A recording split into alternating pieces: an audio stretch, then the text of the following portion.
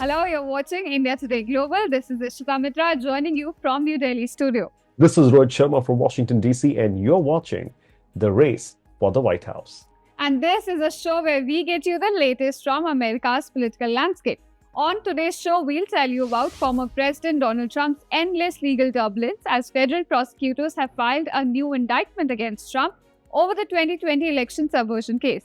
Also on the show, we'll tell you who's the top choice for Indians as the next US president, Trump or Harris. All of this and much more, so let's get started. The former US President Donald Trump continues to bear the brunt of his unending legal woes. Federal prosecutors have now issued a new toned-down version of an indictment accusing Trump of plotting to overturn the 2020 presidential election. Sounds like a similar story, right? But this time, some charges have been stripped and some have been tweaked. All of this to help the case survive the Supreme Court's recent ruling granting former presidents broad immunity. Now, the Office of Special Counsel Jack Smith has issued the revised indictment to preserve the bulk of their case against the former president. The new indictment brings the allegations in line with the Supreme Court's landmark ruling that former presidents are immune from criminal prosecution when it comes to their actions being taken while in the office. The new indictment has kept the basic structure of the first indictment, which was issued nearly 13 months ago, and accused Trump of intersecting plots to overturn the results of 2020 election. But the tone of new charges was very apparent from the first paragraph of Smith's filing, which described Trump as a candidate for the president of the United States in 2020. Now you see, the original indictment had referred to him as the 45th president of the US and a candidate for re-election in 2020. So this reworked case unfolding in Washington is one of the 4 indictments against Donald Trump. The attack on our nation's capital on January 6, 2021 was an unprecedented assault on the seat of American democracy. As described in the indictment, it was fueled by lies. Lies by the defendant targeted at obstructing a bedrock function of the U.S. government, the nation's process of collecting, counting, and certifying the results of the presidential election. But only one of these 4 cases has culminated in conviction so far. If you remember, in May, Trump was found guilty of 34 charges of falsifying business records in New York, but even that verdict has been thrown into a potential legal limbo as a result of a recent Supreme Court immunity verdict. And this comes in the middle of Trump's full-fledged presidential campaign, which will undoubtedly turn out to be a problem for the GOP. Now, Republicans' vice presidential nominee J.D. Vance has reacted to this, saying that the conspiracy charges are an attempt to interfere in the upcoming polls. Yeah, I haven't read the whole thing, but it looks like Jack Smith doing more of what he does, which is filing these absurd lawsuits in an effort to influence the election. I mean, the one thing that I did see, which I felt was just classic lipstick on a pig, is, of course, the reason the Supreme Court threw out his lawsuit is because they said it implicated the president's official acts, of course, which the president has immunity in conducting those official acts. And yet Jack Smith tried to redefine Mike Pence as from the vice president to the running mate, as if somehow changing those words in an indictment undercuts the fact that Mike Pence is still the sitting vice president and it still directly implicates the president's official acts. So I don't think that it changes anything legally. I think it's clearly an effort to try to do more election interference from Jack Smith. He should be ashamed of himself, but it's one of the reasons why we have to win, because he should not be anywhere near power. So now I'm going to go across to Rohit.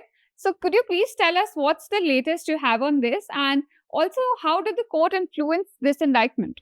Well, look, Ishita, yes, prosecutors now argue that these actions by Trump and this indictments essentially, right? I mean, they were of both political and personal in nature. And this also includes the efforts to pressure former Vice President Pence to reject the certification of the 2020 election. Now, remember that happened on January 6th.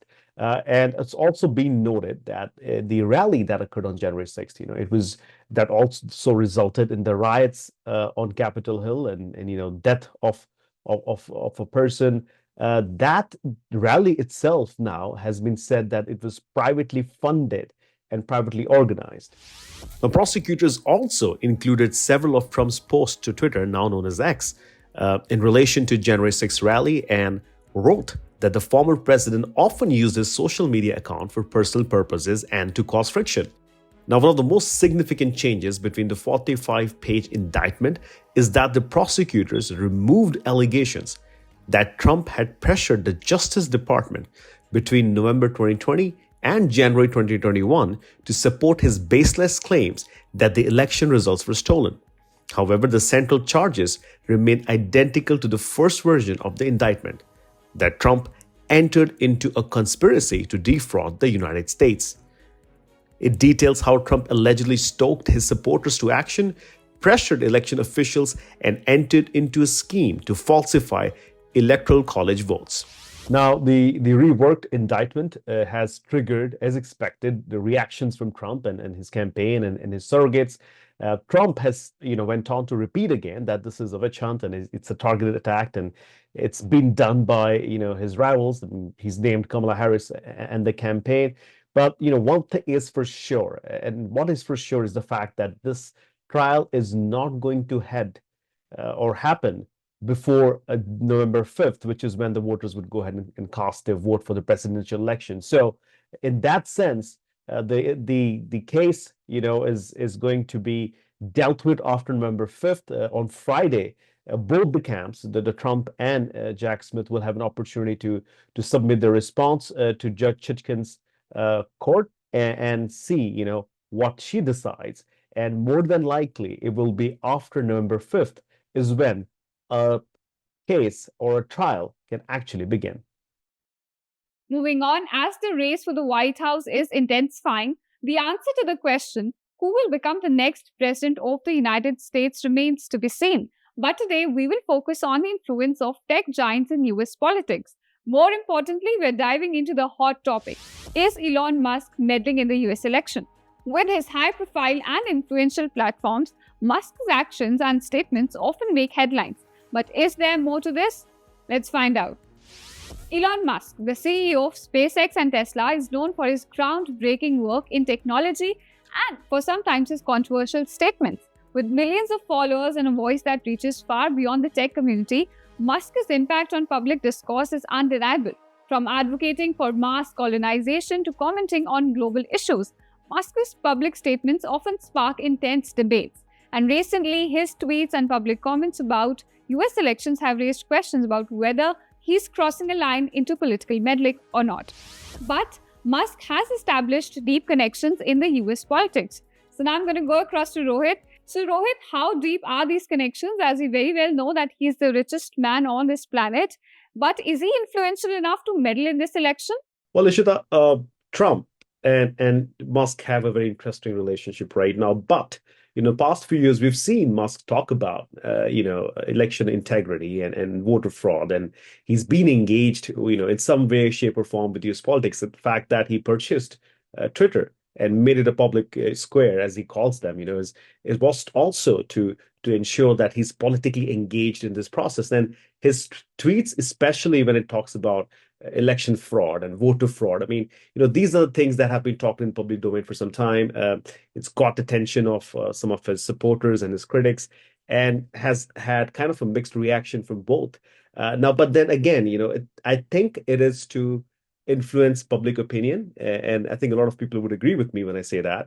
And others just say that, he's just somebody who's trying to explain or express his own views. So that's where this gets a little tricky and interesting. Moreover, some say that the billionaire is leveraging excess power as a source of real-time news for millions of users. Now, to try to sway the outcome of the presidential election in favor of former President Donald Trump. Now, Musk has also and has warned, of the country's impending doom if a red wave does not materialize in November. And he has also shifted to more direct campaigning for the former President Donald Trump. He has hosted Trump for a friendly 2+ hour live stream conversation on Twitter or X. And it's very unusual move for one of the world's richest men and the leader of a mainstream social network. Like, for Elon Musk and his comments, they can definitely have an influence on public discourse.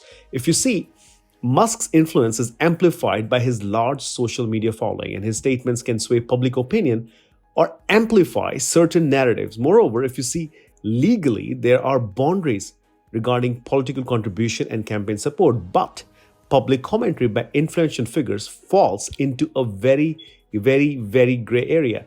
Now, the Federal Election Commission regulates campaign finance, but social media influence is a newer challenge for regulatory bodies. There is a fine line between free speech and what we could say is unlawful interference. Now, look, Musk and what he has said, it may not be illegal, right? I mean, they do raise some sort of ethical questions about, how well they can influence, and they have been influencing elections in the US for a long, long time.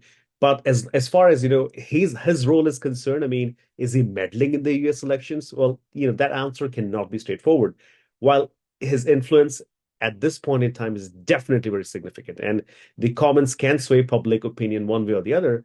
But, there's definitely a difference between influence and meddling.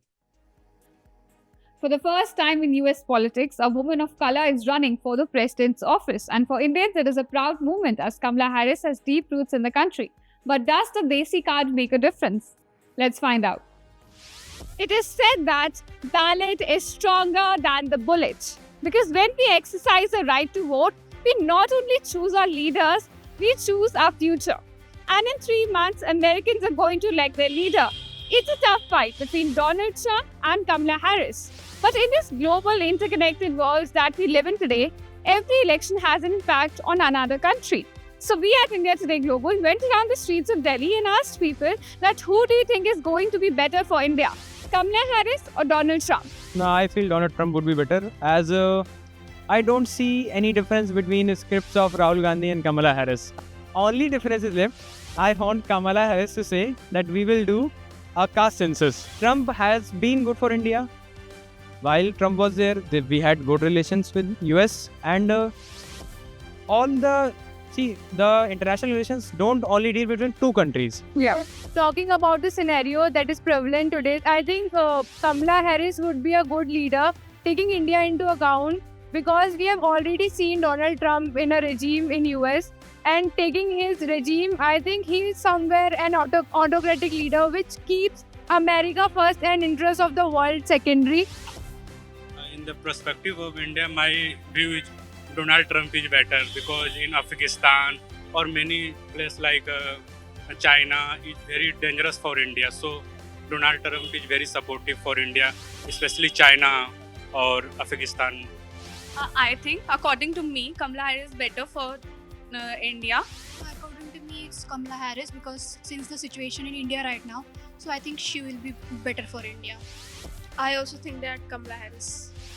Like feeling like what I feel between the Republicans and Democrats, I think Donald Trump will be the better choice or better president for the India, because keeping in mind the strategic interest of India in the recent times, Donald Trump will be the better choice. Republicans, as Democrats are being critical of India for not taking stand with the West on the Israel-Palestine issue and on the Russia and Ukraine war.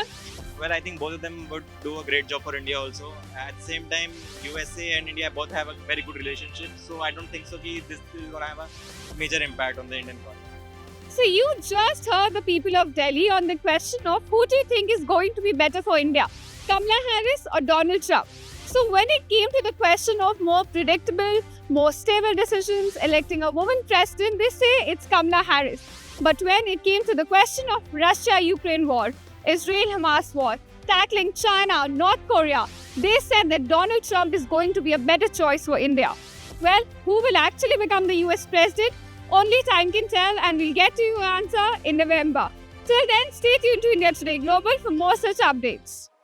So time now for some quick updates from America's political battleground that you might have missed. First up, Donald Trump has agreed to debate Kamala Harris on September 10th, saying that the rules will be the same as the last CNN debate. Now, sharing a post on his social media platform, Truth Social, Trump said that he has reached an agreement with Harris on the rules of the debate. This comes after Trump threatened to possibly cancelling the debate due to the ongoing disputes between the campaign over the debate rules. However, Harris' campaign maintains that discussions are ongoing with ABC News over the hot mic issue. Next up, the first rioter to enter the US Capitol during the Capitol riots in 2021 has been sentenced to more than 4 years in prison. The court has convicted the accused, Michael Sparks, of civil disorder, disorderly conduct, and other related charges. At his sentence hearing, Sparks told the judge that he still believes in false theories that the 2020 election was stolen from Donald Trump. Nearly 1,500 people have been charged in connection with the riot, and nearly 900 people have pleaded guilty to various crimes. And at last, Kamala Harris and her running mate Tim Walz have agreed to their first joint interview this week. Now, the two politicians will sit down with CNN anchor Dana Bash on August 29 from the battleground state of Georgia.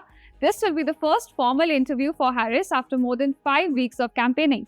While Harris has faced criticism for taking no questions from the press, some argue that there is little need as she is already getting a positive media coverage. So that's all we have for you today. Stay tuned to India Today Global for more such updates on US elections.